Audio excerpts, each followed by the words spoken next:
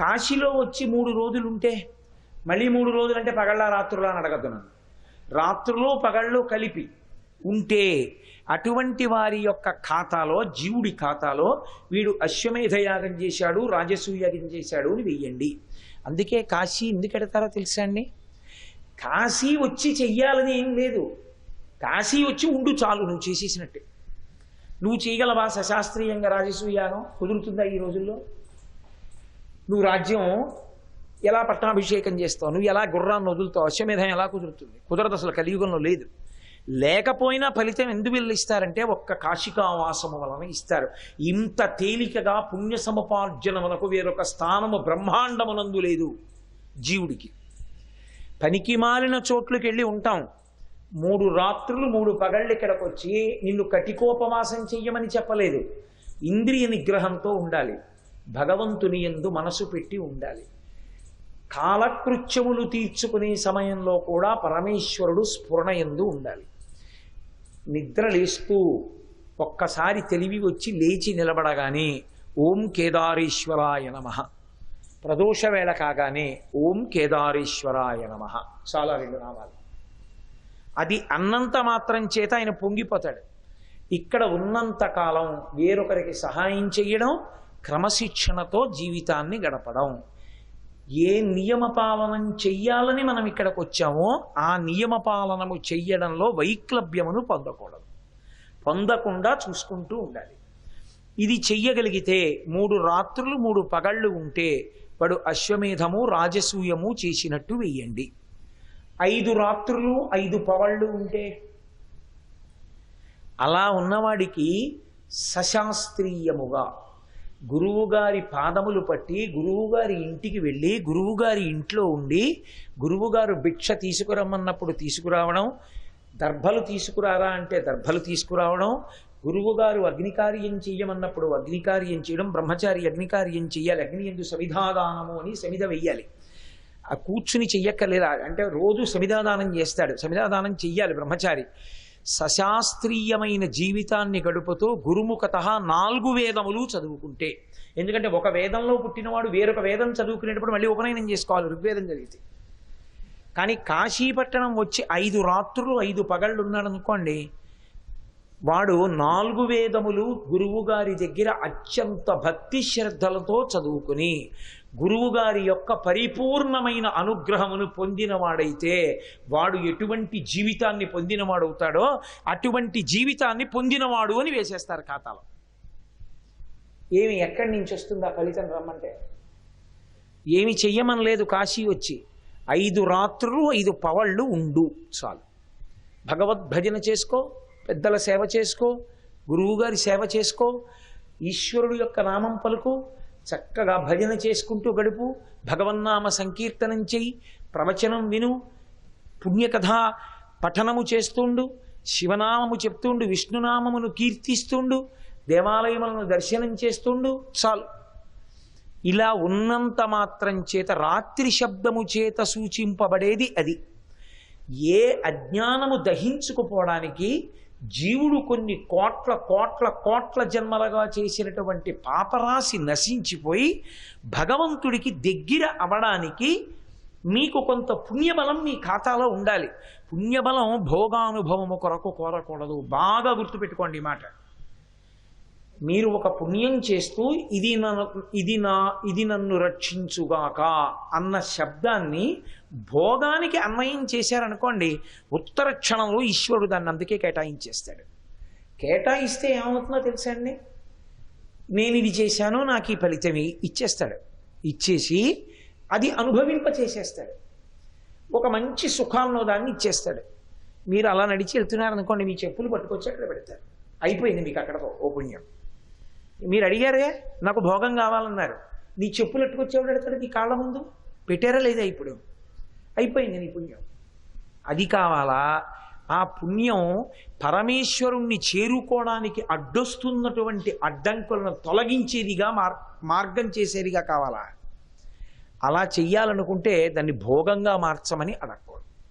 అందుకే ఏది చేయించినా ఈశ్వరుడు చేయించాడని ఈశ్వరుడికి ధారపోసేస్తారు.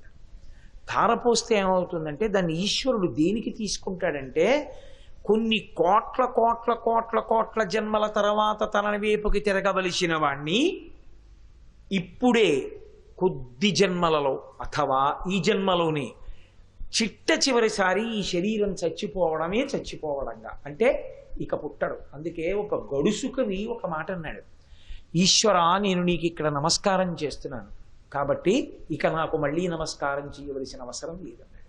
ఎందుకని? ఇత పూర్వం నమస్కరించలేదు, పుట్టాను. ఇప్పుడు నమస్కరించాను కాబట్టి పుట్టాను, కాబట్టి ఇంకోసారి నమస్కారం చేయాలి. ఒక్కసారి నమస్కారం చేస్తేనే ఎంత ఫలితం ఉంటే కాశీపట్టణం వచ్చిన వాడికి. మీకు ఇంకొక మాట చెప్తున్నాను, కాశీపట్టణమునందు దక్షిణాయనం లేదు. లోకమంతటికీ కాలము రెండుగా విభాగం అవుతుంది, ఉత్తరాయణం దక్షిణాయనం అని. ఒక్క కాశీపట్టణానికి మాత్రం దక్షిణాయనము లేదు. ఎందుకో తెలుసా అండి?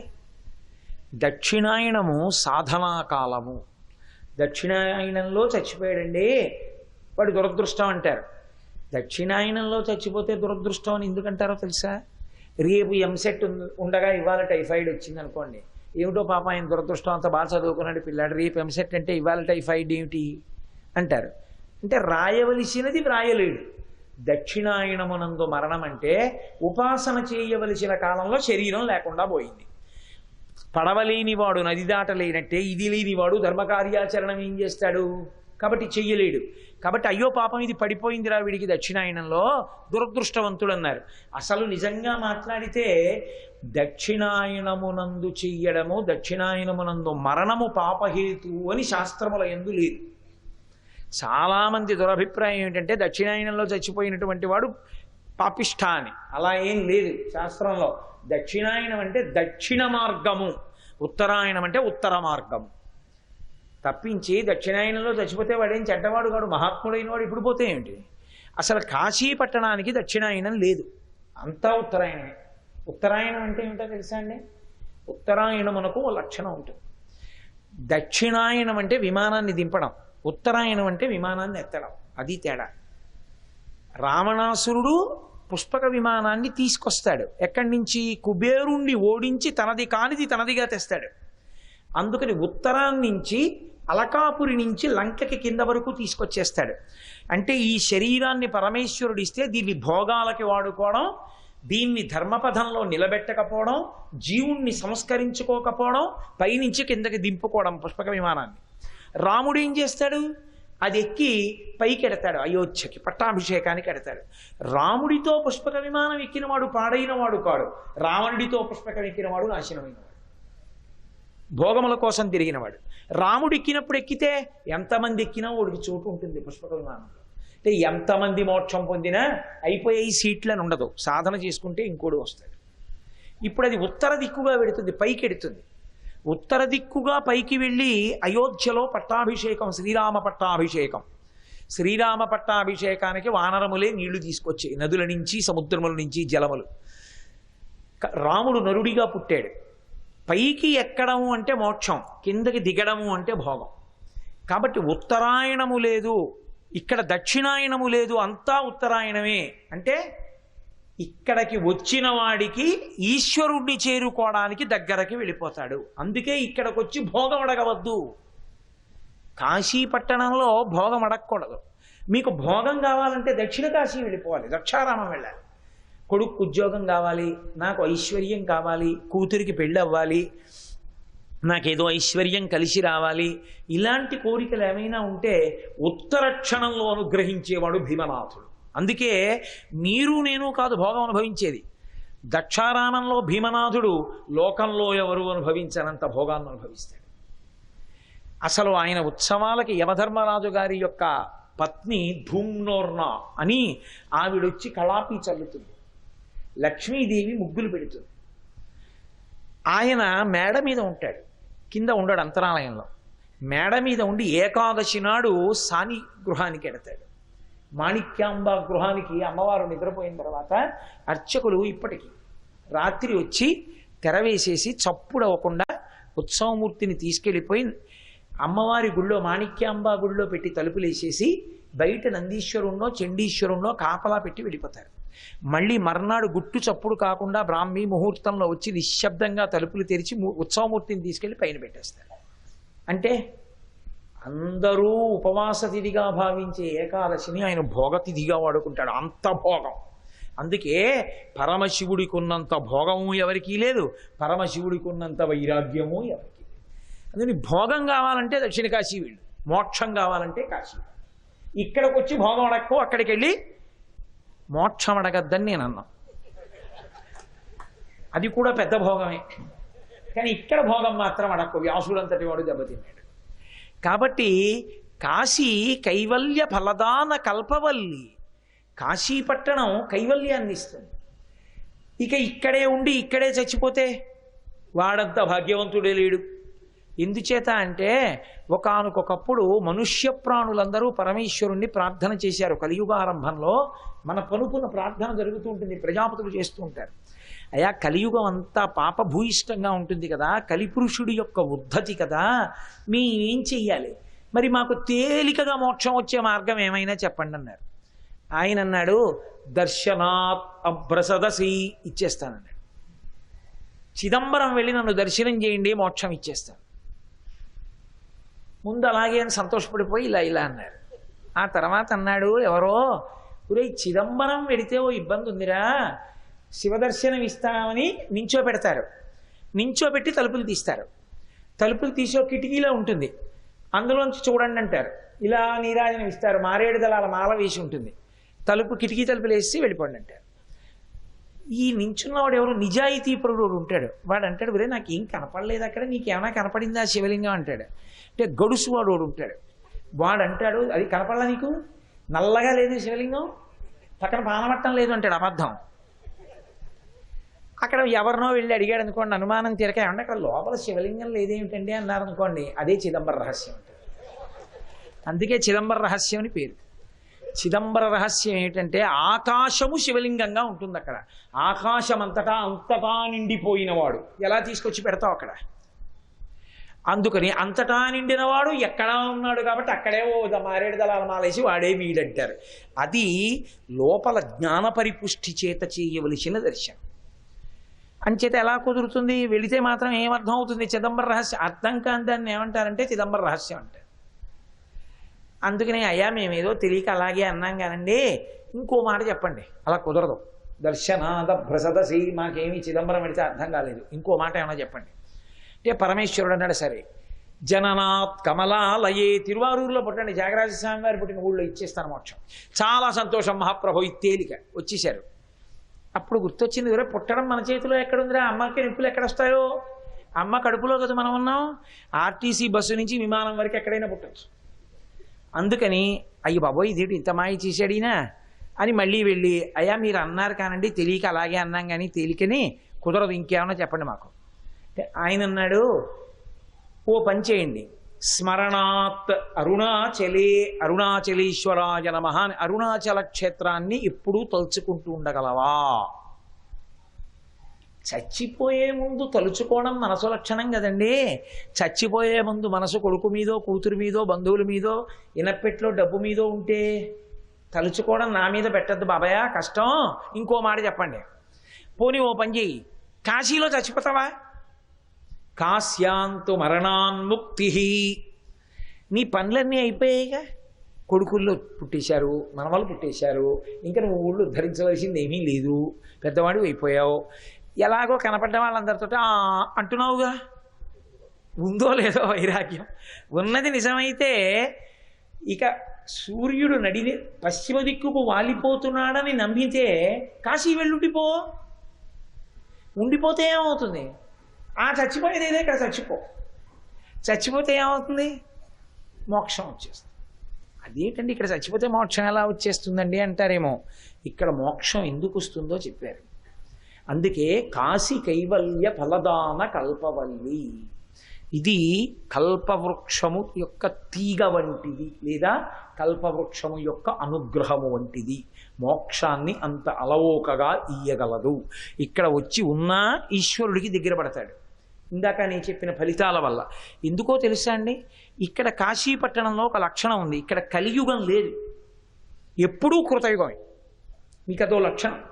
కాశీపట్టణమునందు కలియుగం అన్న మాట లేదు. నిరంతర కృతయుగం ఒక్క కాశీ అందే ఉంటుంది. ఎందుచేతంటే కలియుగంలో పుట్టినటువంటి వాళ్ళకి ఒక పెద్ద బాధ ఉంటుంది, ఒక పెద్ద అదృష్టము ఉంటుంది. కలియుగం తర్వాత కృతయుగం వస్తుంది. కృతయుగంలో పుట్టే అవకాశం ఇవ్వరు కలియుగంలో పుట్టిన జీవులకి. ఎందుకంటే కలిపురుషుడు విశేషమైన పాపములు చేయిస్తాడు. అసలు ఆ కలిపురుషుడు కలియుగం ప్రారంభమైనప్పుడు చతుర్ముఖ బ్రహ్మగారు అడిగారు, కలియుగం కలియుగం అని అందరూ హడిలిపోతున్నారు, పాపములకు పరాకాష్ట అంటున్నారు, ఈ కలిపురుషుడు ఎలా ఉంటాడు నేను చూడాలనుకుంటున్నాను, ఒకసారి పిలవండి వాడిని అన్నారు. ఆయన సభాప్రవేశం చేశాడు. ఆయన ఎడం చేత్తో నాలుకని పైకి లాగతీసి పట్టుకుని కుడి చేత్తో తన అవయవాన్ని పట్టుకుని వచ్చాడు, లైంగిక అవయవాన్ని. బ్రహ్మగారు చూసి ముక్కున వేలేసుకుని, సభాప్రవేశం ఇలా చేసావా, ఎవర్రా నువ్వు ఆ కలిపురుషుడు అన్నారు. నేనే. ఏమిట్రా ఆ నిలబడ్డం ఏమిటి, ఆ పట్టుకోవడం ఏమిటి అని అడిగారు. ఆయన అన్నాడు, ఇది తినవచ్చు, తినేటప్పుడు ఇలా తినాలి అని నియమం ఏమీ లేకుండా తిని బతుకుతాను కలియుగంలో. లోకాన్నంతటినీ నాలుక చేత పాడి చేస్తాను. కనీసం కాశీ వచ్చి కూడా భిక్షాందేహి కృపావలంబనకరీ మాతాన్న పూర్ణేశ్వరి అనడు, అనకుండా తింటాడు. అయితే మనం అలా తింటలేదు. మనం విశ్వనాథుని అనుగ్రహాన్ని పొందిన వాళ్ళం. మనందరం చక్కగా పంక్తులు వేసుకుని అన్నపూర్ణాష్టకం చేసి ఆ తర్వాత భోజనం చేస్తున్నాం. కాబట్టి భగవంతుణ్ణి తలుచుకోడు. భోజనం చేసేటప్పుడు యజ్ఞంతో సమానం కాబట్టి భగవన్నామాన్ని ముందు పెట్టి, మధ్యలో పెట్టి, చివర పెట్టి భోజనం చేయడు. నిశ్శబ్దంగా భోజనం చేయడు. కూర్చుని చెయ్యడు. ఎక్కడ పడితే అక్కడ నిలబడిస్తాడు. లేకపోతే కుర్చీల్లో కూర్చుని చేస్తాడు. ఏదో శారీరకమైన అస్వస్థత ఉంటే వేరు, నేను దాని జోలికి వెళ్ళటలేదు. లేకపోతే కుర్చీల్లో కూర్చోవడం, లేకపోతే ఎప్పుడు నిలబడి నాడీమండలానికి ఉత్ప్రేరకాన్ని అలవాటు చేయడం. అలవాటు చేసి ఆ వేళకి అది పడకపోతే నాడీమండలం పని చెయ్యని స్థితిని ఏర్పాటు చేసుకోవడం. తెల్లవారేటప్పటికి కాఫీ, సాయంకాలం కాఫీ, మధ్యాహ్నం కాఫీ, గంట గంటకి కాఫీ. నేను అక్కడతో ఆగిపోతున్నాను, కాశీలో ఇంతకన్నా చెప్పకూడదు. కాబట్టి ఉత్ప్రేరకాలని తాగడం, ఎక్కడ పడితే అక్కడ కూర్చోవడం, ఎక్కడ పడితే అక్కడ నిలబడి తినడం. అసలు బఫే గురించి నేను ఎందుకు చెప్పాలి ఇప్పుడు? కాబట్టి ఇదిగో ఇటువంటి వ్యవస్థ అంతా వస్తుంది. కాబట్టి ఇది తినచ్చు, అది తినకూడదు అని నియమం ఏమీ లేదు. మితాహారము, సాత్వికాహారము, దైవర్పితాహారము, న్యాయార్జితాహారము అని 4 నియమాలు ఉండాలి. ఏవీ ఉండవు, తినేస్తాడంతే. కాబట్టి దాని చేత మనసు 6వ వంతు తిన్న ఆహారంలో నుంచి వస్తుంది. ఆహారం తీసుకుంటున్నప్పుడు ఏ నియమాలు పాటించాడో దాని సారము యొక్క 6వ వంతు మనసు. ఆహారము చేత పాడు చేసేస్తాను, నాలుక జిహ్వేంద్రియానికి పాడు చేస్తాను. 2, ఇక ఏ విధమైన కట్టుబాటు లేదు కామానికి. ఇది చూడొచ్చని లేదు, ఇది చూడకూడదని లేదు. పశువు కన్నా హీనంగా కామమును తృప్తిపరుచుకోవడమే జీవనంగా బతుకుతూ ఉంటాడు. అంత విశృంఖలత్వాన్ని కల్పిస్తాను కామంలో. ఈ 2 చేత భ్రష్టుల్ని చేస్తాను. ఎంత భ్రష్టుల్ని చేస్తానో తెలుసా? కలియుగాంతమునందు వెళ్ళిపోయినటువంటి జీవుల్ని కృతయుగంలో పుట్టడానికి వీలు లేని స్థితి కల్పింపబడుతుంది. వాడు ఎంత పాపం చేసేస్తాడంటే ఓ 60 ఏళ్ళో 70 ఏళ్లలో వాడు ఇక మళ్ళీ కృతయుగం, త్రేతాయుగం, ద్వాపరయుగం అయిపోయి మళ్ళీ కలియుగం వచ్చేంత వరకు యమదండన పొందుతూనే ఉండాలి. అంత పెద్ద పాపాలు చేస్తాడు. ఇప్పుడు ఈ దండన ఎన్నాళ్ళు పడుతుందంటే కొన్ని యుగముల పర్యంతము దండన అనుభవిస్తాడు. అనుభవించి మళ్ళీ కలియుగం వేల్టికి వీడు పునరుత్పత్తికి సిద్ధపడతాడు. మళ్ళీ కలియుగం మళ్ళీ ఇలాగే ఉంటుంది. అందుకే కృతయుగం ఇలా కాదు. కృతయుగం భగవంతుని వైపు అనురక్తి కల్పించి కృతయుగంలో ఉన్నంత మాత్రం చేత మోక్షానికి దగ్గర పడిపోతాడు. అందుకే కృతయుగంలో వాళ్ళు 199 మంది మోక్షాన్ని పొందుతారు. కాశీపట్టణమునందు ఎప్పుడూ కృతయుగమే, అసలు ఇక్కడ ఇంకొక యుగం లేదు. ఇక్కడికి వచ్చి కలియుగం అండి అనకూడదు. అందుకే నేను మీతో చెప్పాను, నిన్న కలి ప్రవేశింపడానందకాననమున ఇక్కడికి కలిపురుషుడు ప్రవేశించడు, పంచక్రోశముల మధ్యలోకి ప్రవేశించడు. కనుక ఇది ఎప్పుడూ కృతయుగమే. ఇక్కడ ఉన్నవాడు కృతయుగంలో ఉన్నవాడిగా లెక్క తీసుకుని వచ్చే యుగంలో జన్మనిచ్చేస్తాడు. పాపములన్నీ కాలిపోయాయిగా మరి ఇక్కడ ఉండడం వల్ల. కాలిపోయిన కారణం చేత కృతయుగంలో పుట్టేస్తాడు కలియుగాంతమునందు. పుట్టడం వల్ల ఏమవుతుందంటే కృతయుగంలో తరించిపోతాడు. కాబట్టి ఇది ఎప్పుడూ కృతయుగంతో ఉండేటటువంటి క్షేత్రం. ఒక్కసారి మనుష్య జన్మ దాటిపోయిందనుకోండి, ఇక కాశీపట్టణ ప్రవేశం లభ్యం కాదు. ఏదో పుణ్య సంచయం ఉండి ఇక్కడ క్రిమికీటకాదులుగా పుడితేనే చెప్పలేను. మనుష్యునిగా పుట్టి సంకల్పం చేత కాశీపట్టణ ప్రవేశం చెయ్యాలి అంటే మనుష్యుడై ఉంటేనే రాగలడు. మనుష్య ప్రాణి అనుకోండి, నేను కాశీ పెడతానండి అని రాగలడు. క్రిమో కీటకమో అయితే కాశీ పెడతానంటే ఎక్కడి నుంచి వస్తుంది? కాకినాడ నుంచి వస్తుందా? భిలాయి నుంచి వస్తుందా? రాదు. ఒక్క మనుష్యుడైతే కాశీలో ఏదో జరుగుతుందంటే వెళ్ళొద్దామని వస్తాడు. నేను ఇంకొక మాట మీతో చెప్తున్నది, మిష ఏదో జరుగుతోందన్నది ఒక మిష కింద పెడతాడు ఈశ్వరుడు. ఎందుకో తెలుసా? నిజానికి ఏదో చేస్తే ఇక్కడ ఏదో జరుగుతుందని ఏం లేదుగా, ఇక్కడికి రావడమే చాలు. అది అడ్డు పెట్టి ఏం చేస్తాడంటే ఒక సహృదయం కలిగినటువంటి వ్యక్తి చేత సంకల్పం చేయిస్తాడు. ఏదో ఇంతమందితో కాశీ వెళదాం, అందుకే తల్లికి అటువంటి సంకల్పం కలిగింది. అది శివ సంకల్పమస్తు. ఇప్పుడు అడ్డు పెట్టి లాగుతాడు. ఎంతమంది అర్హులున్నారో వాళ్ళందరినీ కాశీపట్టణ ప్రవేశం చేయించి కూర్చోబెడతాడు ఇక్కడ. కాబట్టి అదిగో అలా ఇక్కడికి వచ్చిన వాడెవరో వాడు కృతయుగంలో ఇన్నాళ్ళు ఉన్నవాడితో సమానం. కృతయుగంలో చేసిన పుణ్యం మాటలు కాదుగా.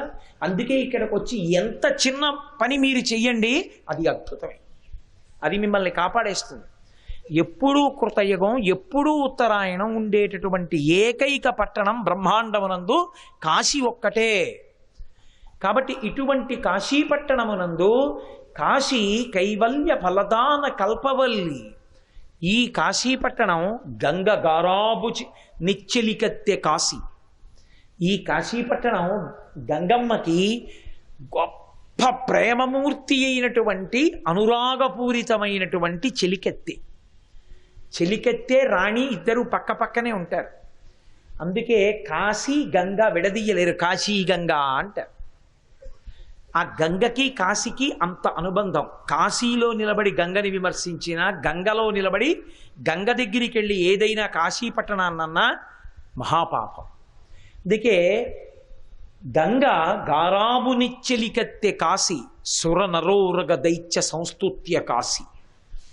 దేవతలు, నరులు, నాగులు అసలు కాశీపట్టణాన్ని స్తోత్రం చెయ్యని వాడు ఉండడు.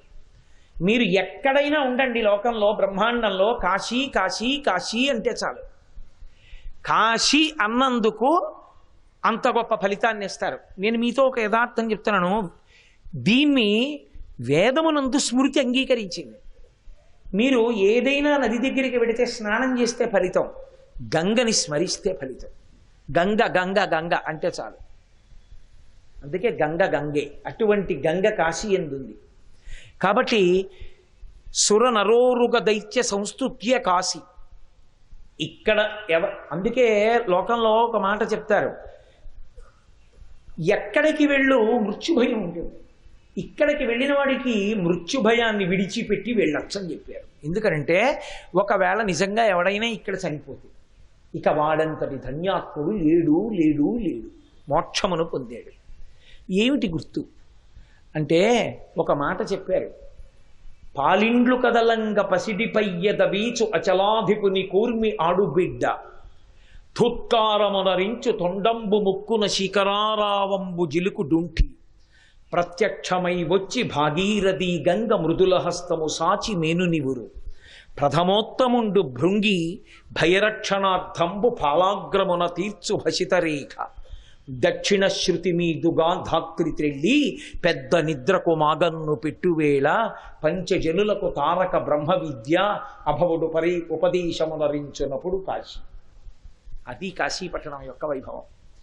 ఇక్కడ ప్రాణోత్క్రమణం అవుతుంటేట కపవాత పైత్యముల్ కప్పగాశ్రమ చేత కంపముద్భవమంది కష్టపడుతుంటే కపము వాతము పైత్యము పెరిగిపోతుంటే జీవుడు మార్గాన్ని వెతుక్కుని ఏ రోమకూపంలోంచో బయటికి వెళ్ళిపోవడానికి సిద్ధపడిపోతుంటే విపరీతమైన బడలిక కదిలిపోతే ఒంట్లోంచి స్వేదం పుట్టేస్తే ఒళ్ళంతా కంపనం వచ్చి కదిలిపోతుంటే లక్ష తేళ్లు కుట్టిన బాధ పడుతుంటే కొడుకొచ్చి నాన్నగారండి నాన్నగారండి నోరు తెరవండి అని తులసి తీర్థం పోస్తే గుటక పడక పక్క నుంచి కారిపోతుంటే ఒరే దుర్ముహూర్తం రా మంచం మీద చచ్చిపోతాడేమో మీ నాన్న కింద పెట్టేయమంటే కింద పెట్టేస్తుంటే కోడలు పరిగెత్తుకెళ్ళి వెండి కుంది దీపం పట్టుకొస్తే పిచ్చి తల్లి నీకు తెలియదు వెండి కుంది పెడతారా మట్టి ప్రమిద పట్టరా అంటే ప్రమిద పట్టుకొస్తుంటే కోడలు చుట్టూ నిలబడిన వాళ్ళు ఆ యథాపుత్ర మిత్రాదయో మత్సకాశీరుదాచ్యస్య